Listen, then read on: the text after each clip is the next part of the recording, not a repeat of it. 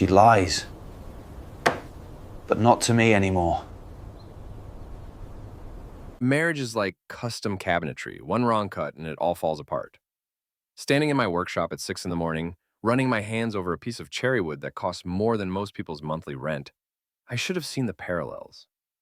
Perfect grain on the surface, rot underneath. But hindsight's 2020, and I was still blind to what my wife Sienna had become. The charity gala was supposed to be our night. Sienna's tech company, Dataflow Solutions, was hosting their annual fundraiser at the Portland Harbor Hotel.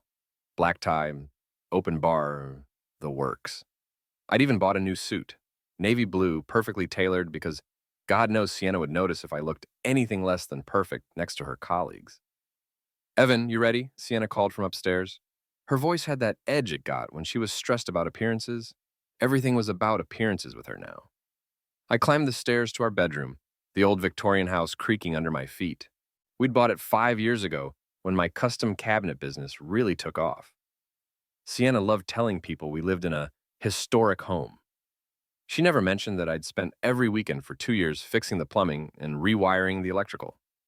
She stood in front of our full-length mirror, adjusting a black cocktail dress that probably cost more than I made in a week. Her auburn hair was pulled back in some complicated style that had taken her 2 hours to perfect. "You look beautiful," I said, meaning it. Even after 8 years of marriage, she could still take my breath away. She barely glanced at me. "Thanks. Did you remember to transfer money for the silent auction? I told everyone we'd bid on the Napa Valley trip." "Already done." I straightened my tie. $5,000 in the auction account. "Good." She grabbed her clutch, checked her phone. "Kara's going to live stream parts of the evening. Make sure you smile when she points the camera at us." Kara Whitman was Sienna's best friend and biggest enabler. A social media manager who treated every gathering like content for her Instagram stories.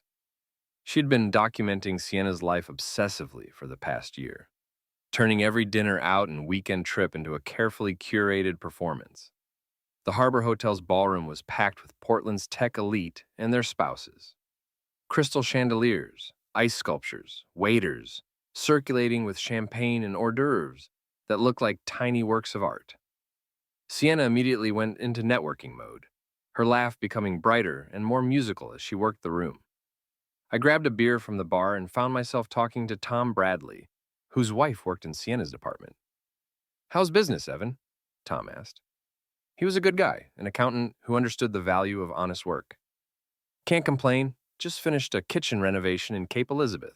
20-foot island, custom everything. Client's thrilled." "That's great, man. Jennifer says Sienna's been ending it at work, too. Up for a promotion?" Before I could answer, Kara appeared with her phone already recording. "Evan, perfect timing. Say hi to my followers." She thrust the phone in my face. I gave a polite wave, feeling ridiculous. "Isn't he handsome?" Kara gushed to her camera. "Sienna is so lucky." "Where is she, by the way?" I scanned the room and spotted Sienna near the silent auction tables, deep in conversation with a guy I didn't recognize. Tall, probably early 30s, with perfectly styled dark hair and the kind of confident smile that came from never being told no. "Who's that?" I asked Tom. "Oh, that's Tristan Bell. New hire in marketing. Kid's got some fancy MBA from Wharton. Bit full of himself, if you ask me." I watched as Tristan leaned closer to Sienna, saying something that made her throw her head back and laugh. Her real laugh, not the networking one. The evening wore on. Dinner was served, some complicated fish dish that tasted like it came with its own trust fund. Sienna sat next to me, but might as well have been on another planet. She spent most of the meal texting and checking her Instagram likes. "The salmon's good," I said, making conversation. "Mm-hmm." She didn't look up from her phone.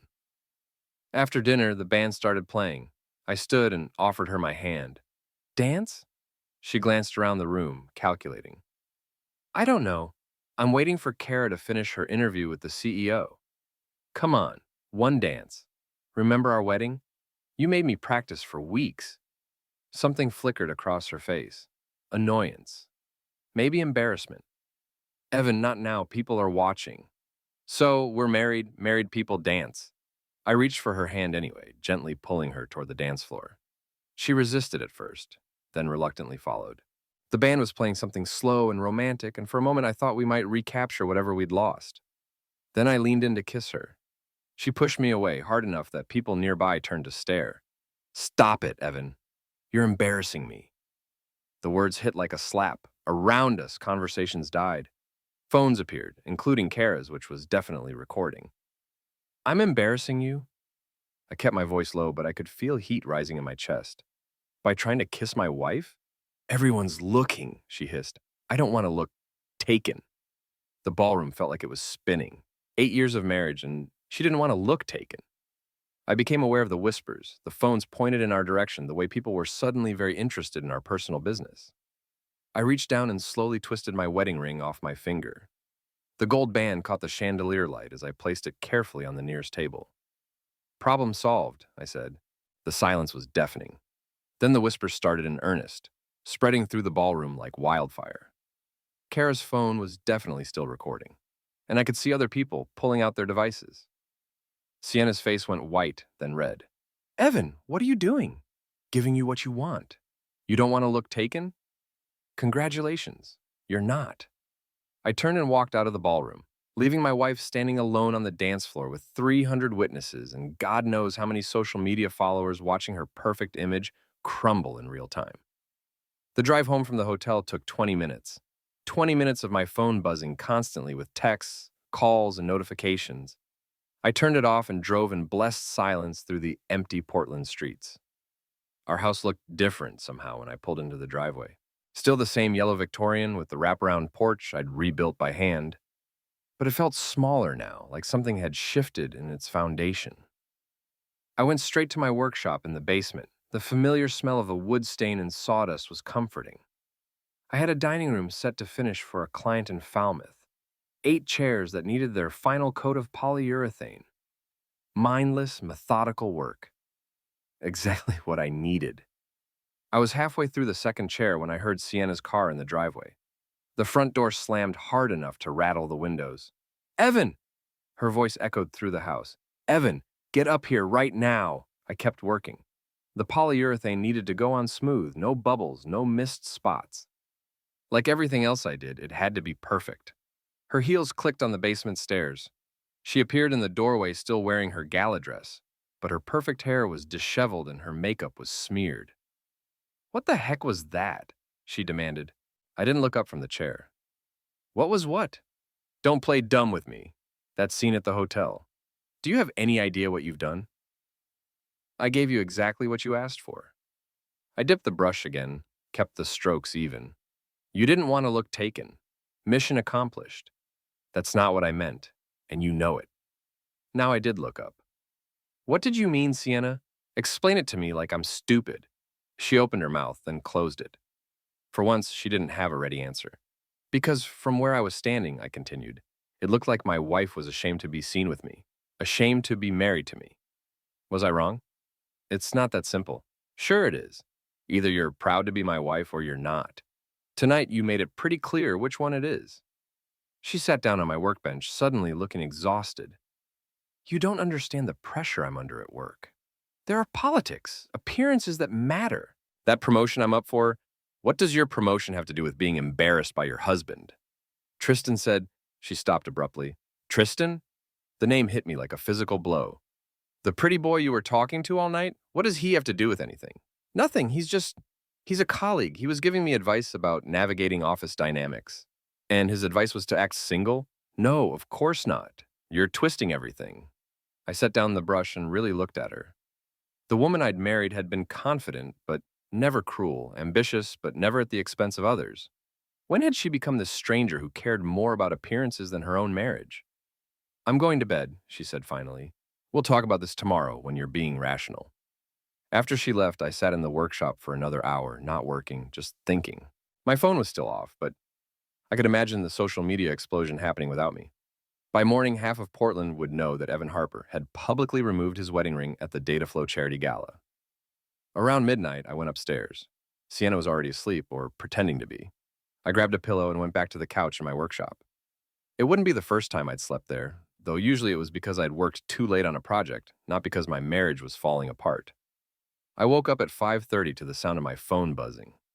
I'd forgotten to turn it back on, but apparently it had rebooted itself during the night. 47 missed calls, over 100 text messages and more social media notifications than I could count. Most of the texts were from friends and family who'd seen the videos online. Brick Morrison, my best friend since high school, had sent a dozen messages. Dude, what happened? Call me. Saw the video on Facebook. Are you okay? Seriously, call me. I scrolled through more messages. My sister in Boston. Evan, mom saw something online. Call her. My client in Cape Elizabeth. Hope everything's okay. Still want those cabinets delivered Tuesday? Even my elderly neighbor, Mrs. Avery. Dear, if you need anything, I'm right next door. But it was the last text that made my blood run cold. From a number I didn't recognize. Sent at 2:47 a.m. Saw what happened tonight. If you want to know what your wife's really been up to, meet me at Denny's on Forest Avenue tomorrow at 8 a.m. Come alone. I stared at the message for a long time. Every instinct told me it was probably some crank who'd seen the videos and wanted to cause trouble. But there was something about the phrasing, the specificity, that made me think twice. Upstairs, I could hear Sienna moving around, getting ready for work like it was any other day. The shower ran for exactly 12 minutes, her usual routine. Hair dryer for 8 minutes. Then, the familiar sounds of her morning ritual. Coffee maker, news on the iPad. Heels clicking across the hardwood floors. I waited until I heard her car leave before going upstairs. The kitchen smelled like her expensive perfume and the vanilla coffee creamer she special ordered online. Her coffee cup was in the sink, lipstick print on the rim. Such a normal, domestic detail, but it felt like evidence of something I couldn't quite name. Her iPad was still on the counter, open to her email. I wasn't in the habit of snooping, but something made me glance at the screen. Most of it was work stuff. Meeting requests, project updates, the usual corporate nonsense.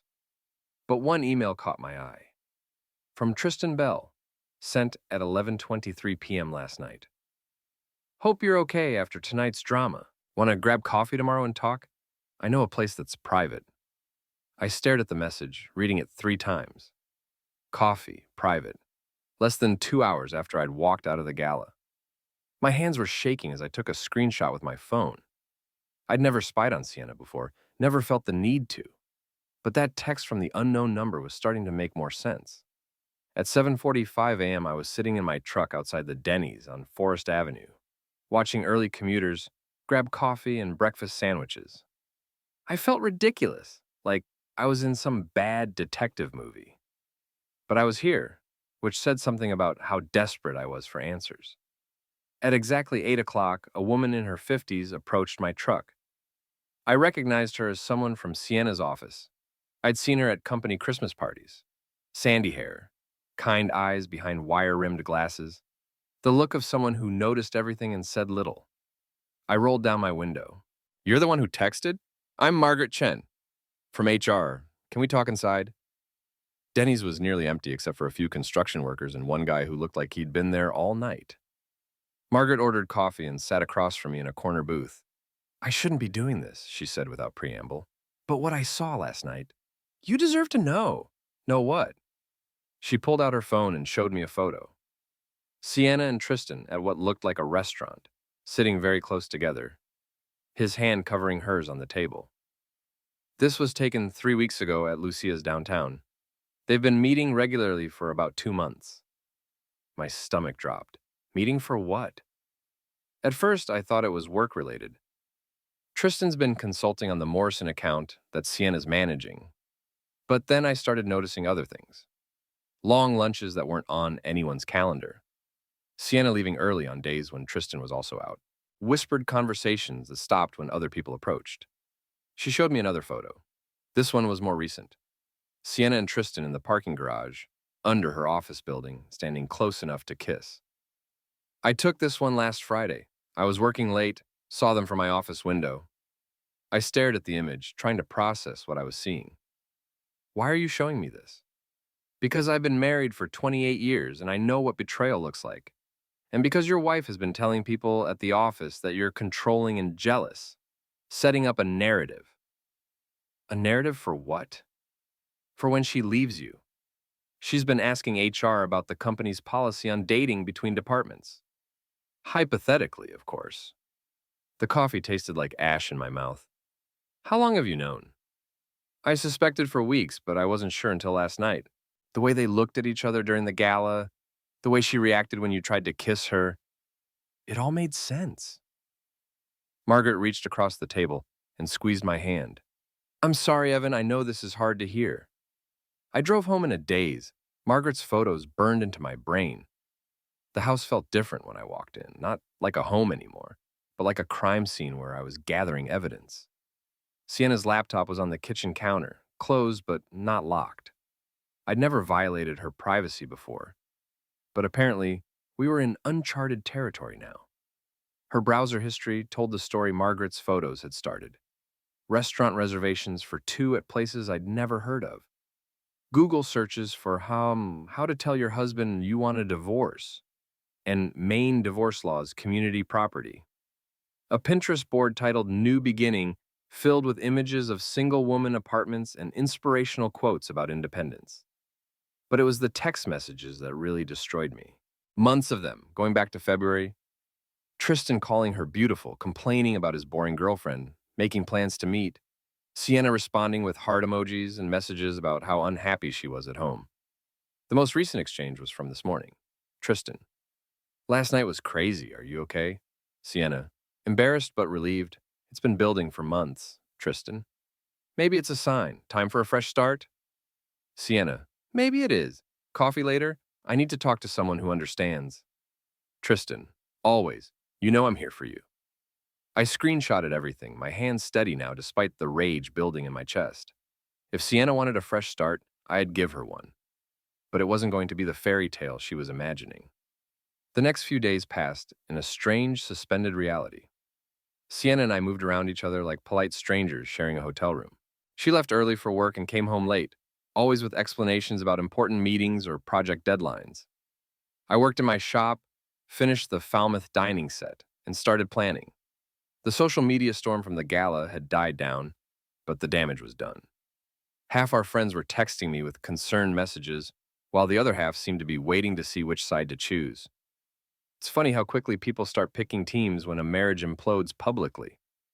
Brick Morrison showed up at my workshop Wednesday evening with a six-pack of beer and the kind of direct approach that had made him a good Marine and an even better friend. All right, Harper, what's the real story? He cracked open a beer and settled onto my workbench like he owned the place. At 6'3" with arms like tree trunks, Brick had a way of making any space feel smaller. I told him everything. The photos from Margaret, the text messages, the months of lies disguised as late meetings and work trips. Brick listened without interrupting, his expression getting darker with each detail. Son of a witch, he said when I finished. What do you want to do about it? I don't know yet. Part of me wants to confront her, have it out in the open.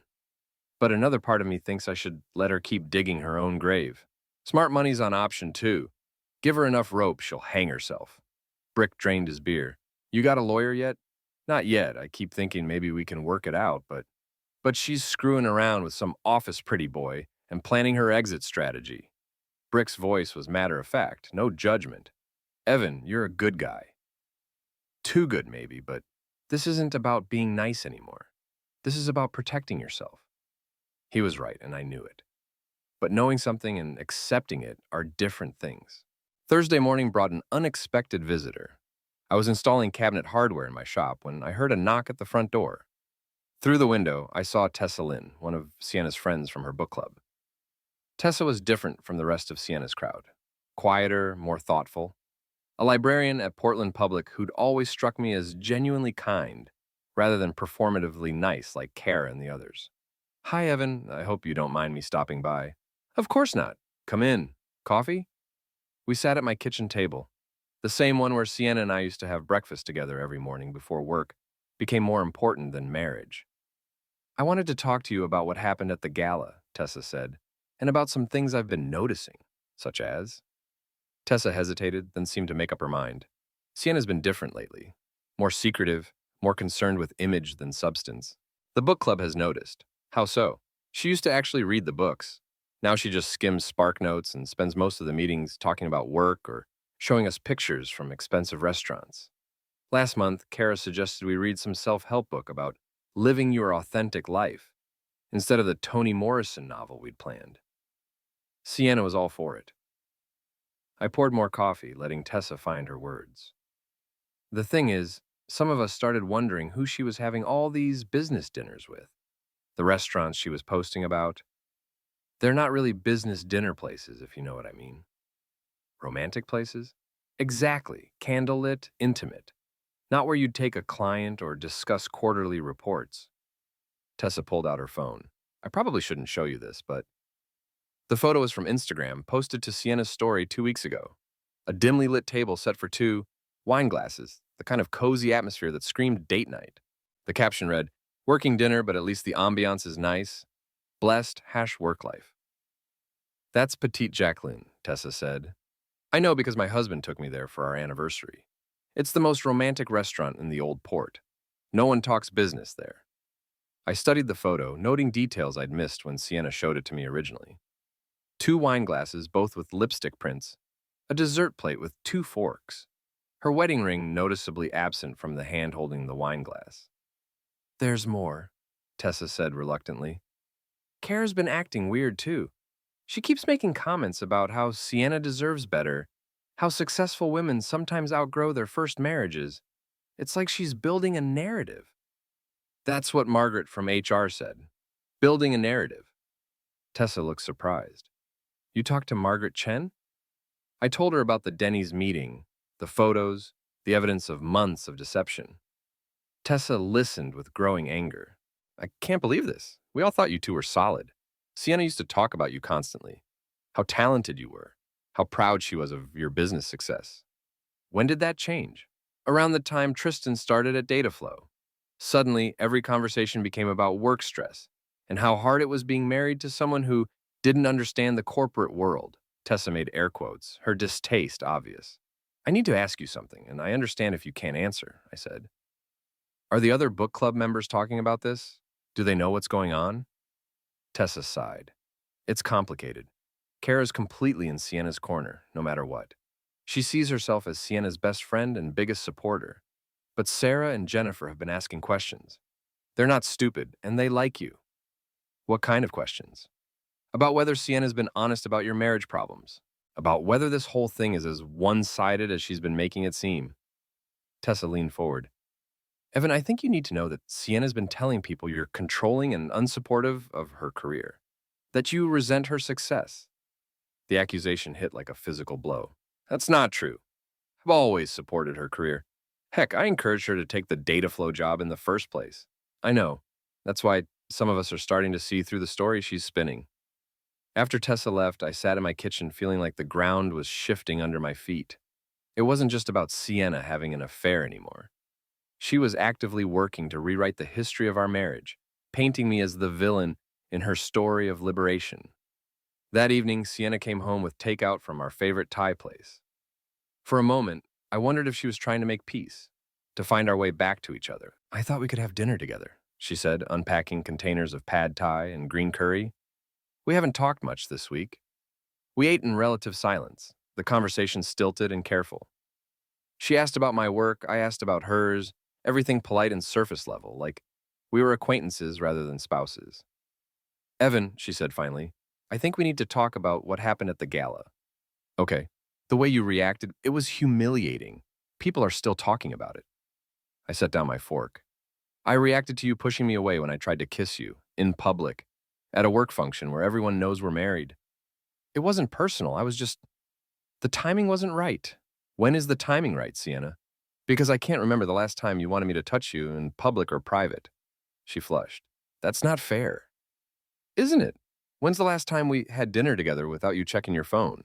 When's the last time we had a conversation about something other than your work or your friends or your social media presence? You're being dramatic. Am I? Because from where I'm sitting, it feels like I've been living with a roommate for months. A roommate who's embarrassed to be seen with me. Sienna stood up abruptly. I can't do this right now. I have a conference call with the West Coast team in 20 minutes. At 8 o'clock at night? It's 5 o'clock in California, Evan. Some of us have demanding jobs that don't end at 5:30. The dig was subtle but clear. My blue-collar work wasn't as important as her corporate career.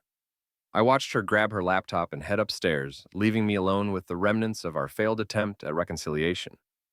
Later that night, I heard her on the phone in her office. The door closed, but her voice carrying through the old house's thin walls. I couldn't make out words, but the tone was soft, intimate. The way she used to talk to me?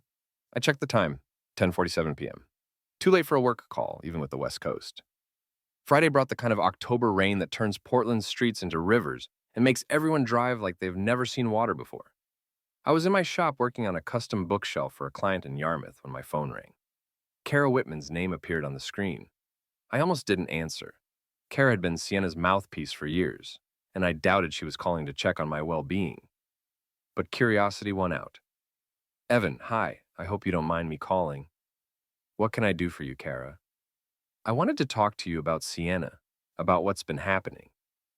I set down my sander and gave her my full attention. I'm listening. Look, I know things have been tense between you two lately, but what happened at the gala was really hurtful. Sienna's been devastated. Devastated by what, exactly? By the public humiliation. By having her personal business broadcast all over social media. She's getting comments from people she barely knows, asking if she's getting divorced. I felt a laugh building in my chest, but it wasn't a happy sound. Kara, let me ask you something. In all the conversations you've had with Sienna about our marriage, has she mentioned being happy? Has she talked about wanting to work things out, or has she been complaining about how awful I am? Silence on the other end of the line. Because I'm starting to get the impression that Sienna's been painting a very specific picture of our relationship. One where I'm the problem and she's the victim. It's not that simple, Kara said finally. Sure it is. Either my wife loves me and wants to save our marriage, or she doesn't. Which is it? She's confused right now. There's a lot of pressure at work, and she's been questioning everything in her life, including her marriage. Including her marriage, Kara admitted. But that doesn't mean she wants to throw it all away, doesn't it? Because from where I'm standing, it looks like she's been planning her exit for months. Another silence. Then, what do you mean? I almost told her about the text messages, the secret meetings, the Pinterest board full of single life inspiration. But something held me back. If Kara didn't know about Tristan, that was information I might need later. I mean, she's been pulling away from me for months, Kara. And now I find out she's been telling people I'm controlling and unsupportive. So forgive me if I'm not buying the confused and devastated narrative. Evan, I think you're misunderstanding. Am I? Let me ask you something else. Has Sienna been spending time with anyone new lately? Someone from work, maybe? The pause was telling. I don't know what you're implying. I'm not implying anything. I'm asking a direct question. Sienna has a lot of colleagues. It's a collaborative environment. That's not an answer, Kara. I think you're being paranoid, and I think you're being evasive, which tells me everything I need to know. I hung up before she could respond. My hands were shaking with anger, not at Kara, but at the whole situation. Everyone seemed to know what was happening except me, and when I asked direct questions, I got deflection and gaslighting. That evening, I decided to stop playing defense. I drove to the Glass Tap, a bar downtown that Sienna and I used to frequent when we were first married. It was the kind of place where locals gathered to complain about work, watch sports, and mind each other's business in the way that small communities do. Brick was already there, holding down a corner booth and working on what looked like his second beer. He waved me over. You look like heck, he said by way of greeting. Feel like it too. I signaled the bartender for a beer. Had an interesting conversation with Kara Whitman today. Sienna's a tack dog? What did she want? I filled him in on the phone call. Kara's evasiveness. The growing sense that everyone was protecting Sienna while I was left to figure out the truth on my own. You know what your problem is, Brick said. You're still playing by the rules of the marriage you thought you had. But Sienna checked out months ago. She's playing a different game now. What kind of game? The kind where she gets to be the victim and the hero at the same time.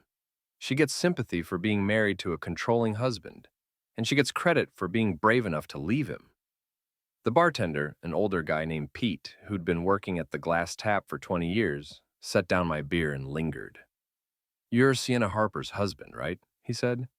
Saw that video from the hotel thing. I nodded, bracing for judgment.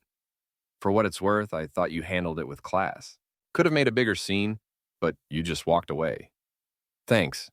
Pete wiped down the bar unnecessarily. She used to come in here with you back in the day. Nice girl, or seemed like it, but she was in here a couple weeks ago with some young guy. Didn't look like a business meeting, if you catch my drift. My stomach tightened.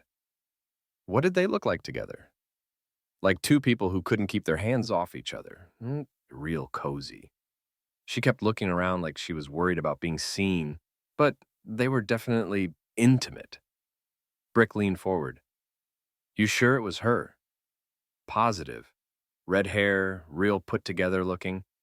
And the guy was one of those pretty boys, you know? Looked like he stepped out of a magazine. Pete moved on to other customers, leaving Brick and me alone with this new piece of evidence. That's it, Brick said. You're done being the understanding husband. Time to go on offense. What do you mean?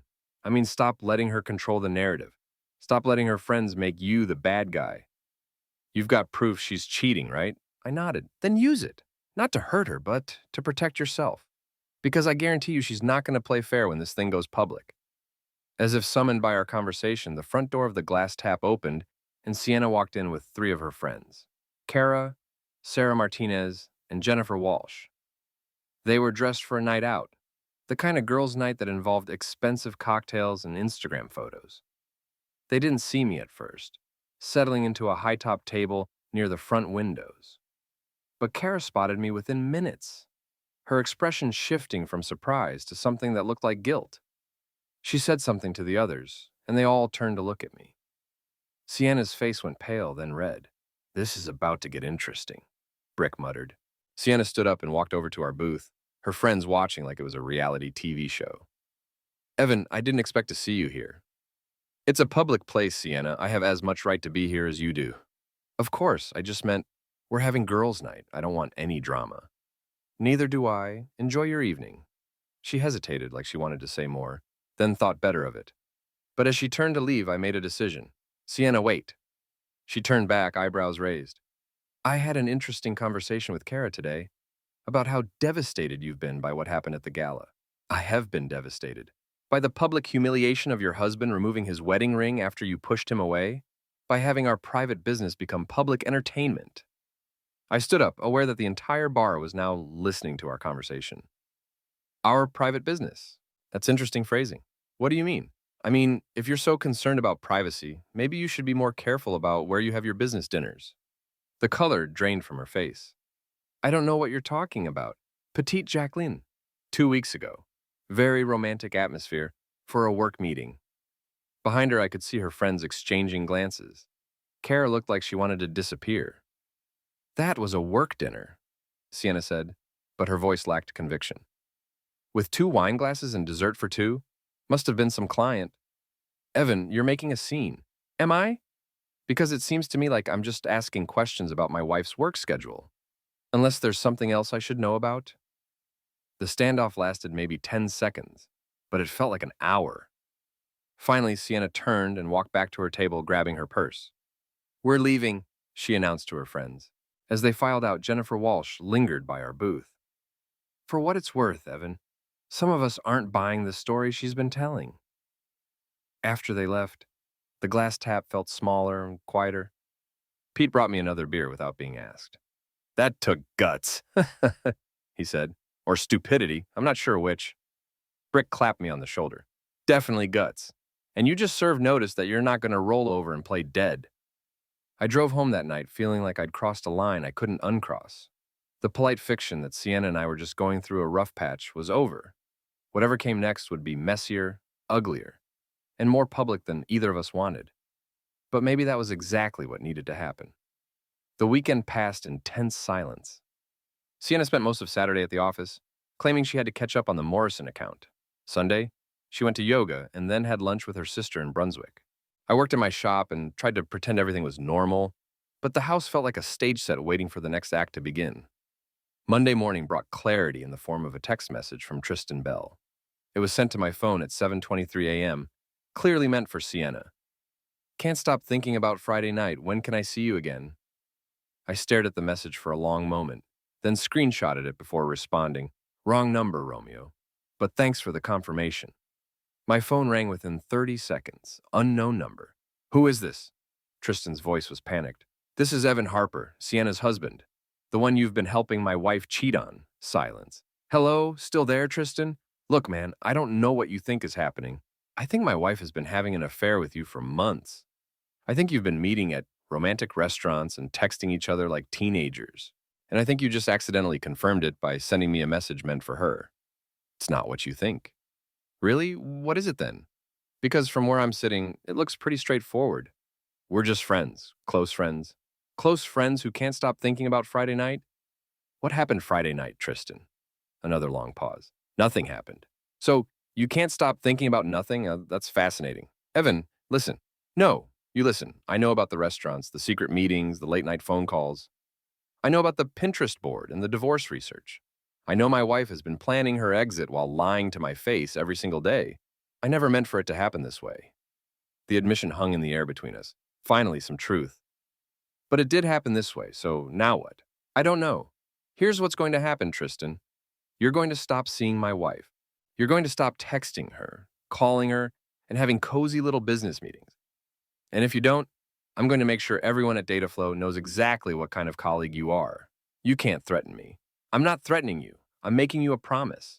Stay away from my wife, or I'll make your life very complicated. I hung up and immediately called Brick.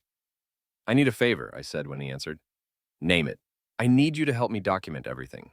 Photos, videos, whatever we can get legally. Because this is about to get ugly. And I want proof of what really happened. About time, what's the plan? I told him about Tristan's accidental text, the phone call, the admission that something had happened Friday night. Friday night, Brick mused. Wasn't that when Sienna was at girls' night at the Glass Tap? She left early. Said she wasn't feeling well. Want to bet she went straight to Loverboy's place? The thought made me sick, but it fit the pattern. Can you find out where he lives? Give me an hour. While Brick worked his connections, I drove to Dataflow's office building. I wasn't sure what I hoped to accomplish, but I needed to see the place where my marriage had been destroyed. The building was modern glass and steel, all clean lines and corporate ambition. Sienna's car was in the parking garage, third level, same spot she'd parked in for 2 years. I found a coffee shop across the street with a clear view of the building's main entrance and settled in to wait. At 11:47 a.m., Sienna emerged with Tristan. Even from a distance, their body language told the story. They walked close together, his hand briefly touching her back as he held the door. They stopped on the sidewalk, talking intensely, and I could see the tension in their postures. Then Tristan's phone rang. He answered, and his expression changed dramatically. He said something to Sienna that made her face go pale. She grabbed his arm, clearly upset, and they had a heated conversation that lasted several minutes. I was too far away to hear words, but I didn't need to. Tristan had told her about our phone call, and she was realizing that her carefully constructed web of lies was unraveling. They separated after that, Tristan heading toward the parking garage, while Sienna went back into the building. I waited another 20 minutes, then followed Tristan's route to the garage. His car was easy to spot. A red BMW convertible, vanity plates reading T-Bell. The kind of flashy ride that screamed insecurity and disposable income. I took photos of the car, the license plate, the Dataflow parking pass on his dashboard. My phone buzzed with a text from Brick. Got his address? 47 Maple Street, Apt 3B, fancy building in the Arts District. Want me to check it out? Not yet. Let's see what Sienna does first. I drove home and waited. Sienna's routine was predictable. Home by 6:30, change clothes, check social media, start dinner. But today, she was late. 7:15 came and went. Then 7:30. At 7:47, her car pulled into the driveway. She sat there for several minutes before getting out, like she was gathering courage for whatever came next. She found me in the kitchen, reading a woodworking magazine and pretending everything was normal. We need to talk, she said without preamble. Okay. She sat across from me at the kitchen table, the same spot where we'd shared thousands of meals and conversations over 8 years of marriage. Tristan told me you called him today. He texted me by mistake. I responded. What did you say to him? I told him to stay away from my wife. Her face flushed. You had no right to do that, didn't I? He's been having an affair with my wife for months. I think that gives me some rights in this situation. It's not an affair. What is it then? It's complicated. I laughed, but there was no humor in it. Complicated. That's what people say when they're doing something wrong but don't want to admit it. You don't understand the situation. Then explain it to me, Sienna. Make me understand how my wife's spending months lying to me, meeting secretly with another man, and planning her escape isn't an affair. She was quiet for a long time, staring at her hands folded on the table. I didn't plan for this to happen, she said finally, but it did happen. Yes. Are you in love with him? Another long pause. I don't know. Do you love me? I don't know that either. The honesty was brutal, but it was also a relief. Finally, we were having a real conversation. How long, I asked, and how long what? How long have you been questioning whether you love me? Months, maybe longer. She looked up at me, tears in her eyes.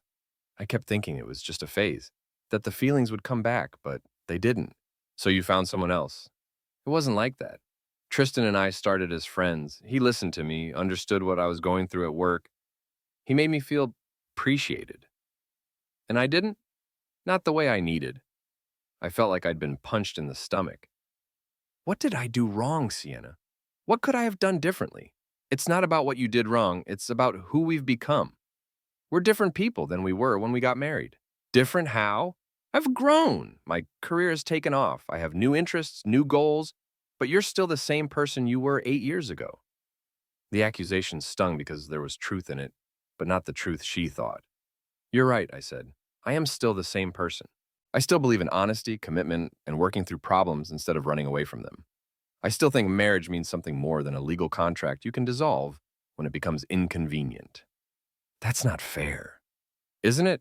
Because it seems to me like the moment things got difficult, you started looking for an exit instead of trying to fix what we had. I tried to fix it. When? When did you try to fix it, Sienna? Because I remember trying to talk to you about the distance between us and you brushing me off. I remember suggesting couples counseling and you saying you were too busy at work. I remember trying to plan date nights and you canceling because of some social media emergency or work crisis. She was crying now, but I couldn't tell if the tears were from guilt or frustration. You make it sound so simple. It is simple. Either you want to be married to me or you don't. Either you're willing to fight for us or you're not. And if I'm not, the question hung in the air between us like a challenge. Then we get divorced and you can pursue your fresh start with Tristan or whoever else catches your fancy. But we do it honestly, without lies and deception and character assassination. Character assassination? The story you've been telling people about how controlling and unsupportive I am. The narrative you've been building to justify what you're doing. She had the grace to look ashamed. I never meant to hurt you. But you did hurt me. Every lie, every secret meeting, every time you came home and pretended everything was fine while you were planning your escape. You destroyed something that took 8 years to build. We sat in silence for several minutes. Finally, Sienna spoke. What happens now? That depends on you. Do you want to try to save our marriage or do you want out? I need time to think. How much time? I don't know. I stood up, suddenly exhausted by the whole conversation. Well, while you're thinking, I'll be making plans of my own, because I'm not going to sit around waiting for you to decide whether I'm worth fighting for.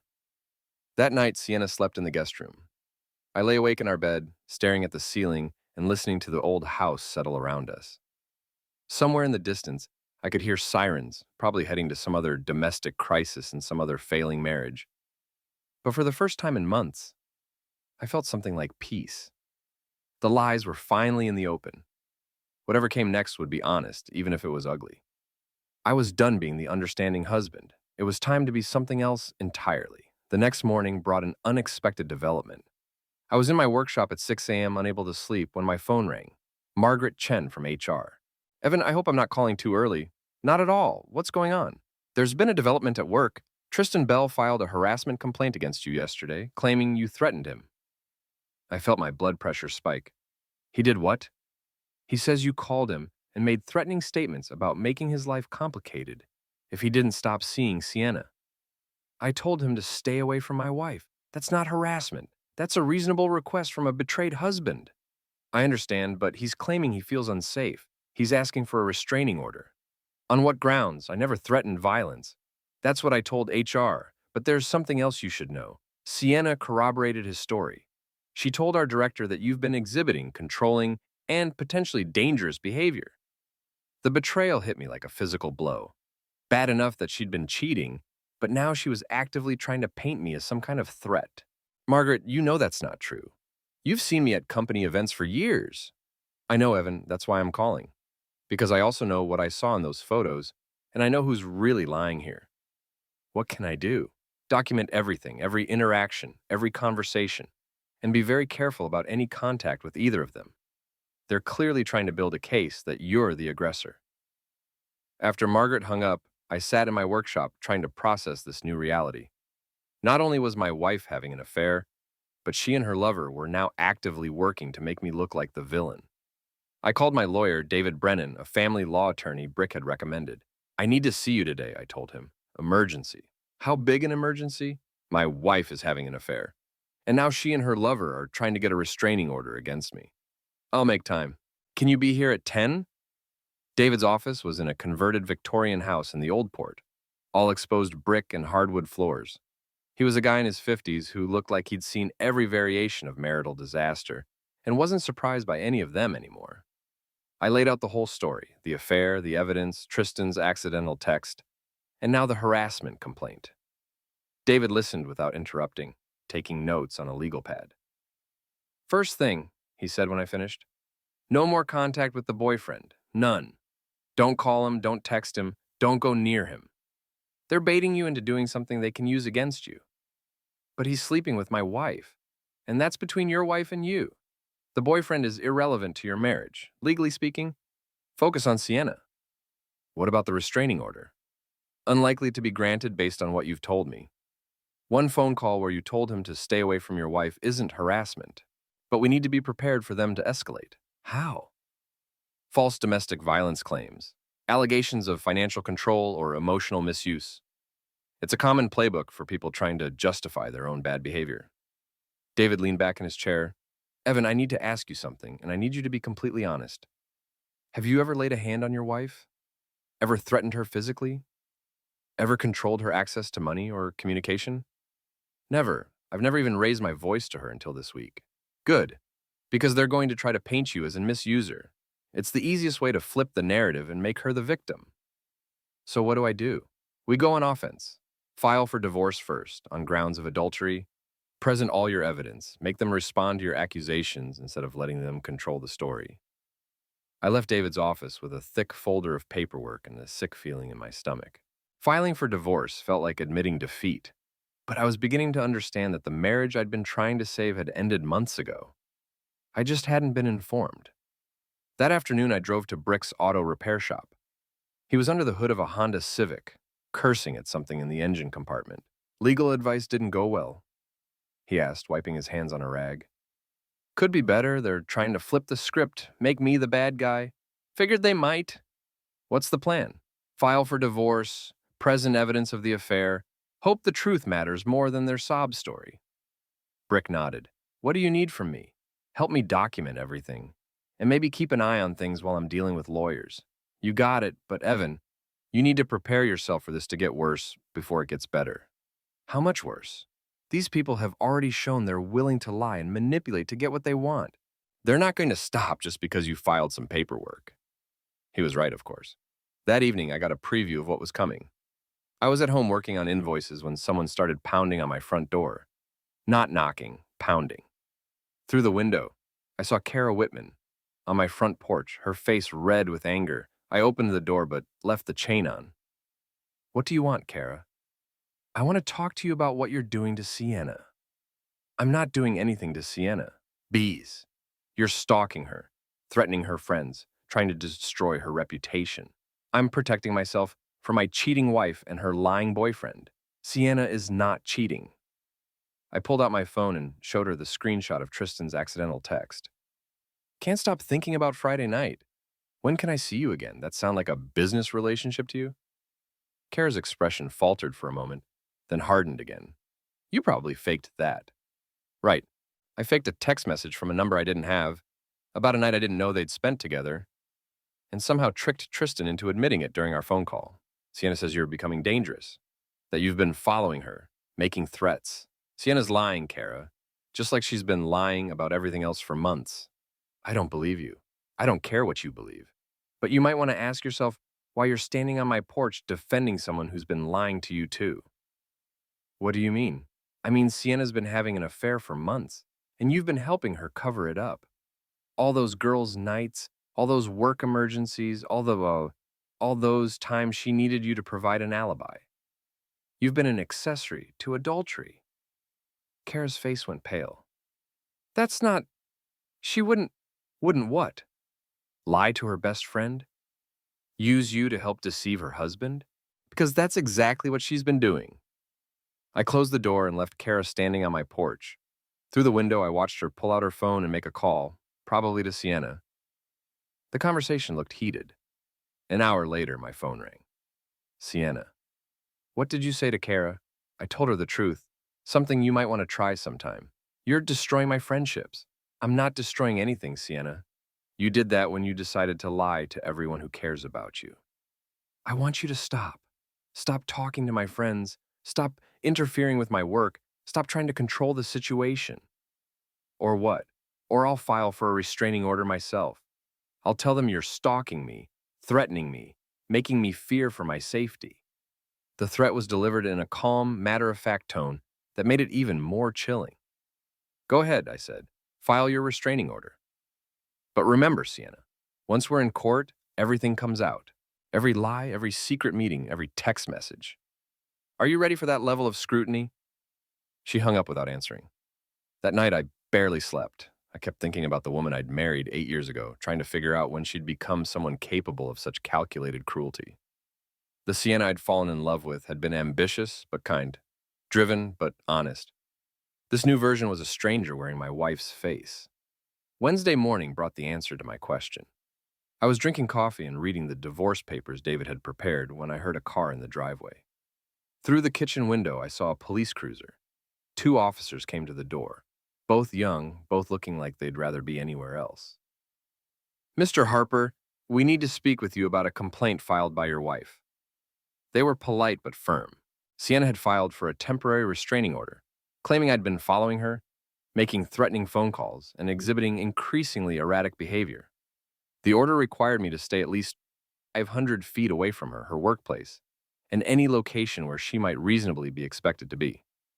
This includes your shared residence, one of the officers explained. You'll need to find alternative accommodations until the hearing next week. I stared at him. She's kicking me out of my own house? It's a temporary measure, sir. You'll have a chance to contest it in court. I packed a bag and drove to Brick's place, my mind reeling. In the space of 72 hours, I'd gone from trying to save my marriage to being legally prohibited from going home. But as I sat in Brick's living room that night, drinking beer and staring at the ceiling, I realized something important. Sienna had just made a critical mistake. By filing the restraining order, she'd forced everything into the legal system. And in court, unlike in the gossip circles of her social media world,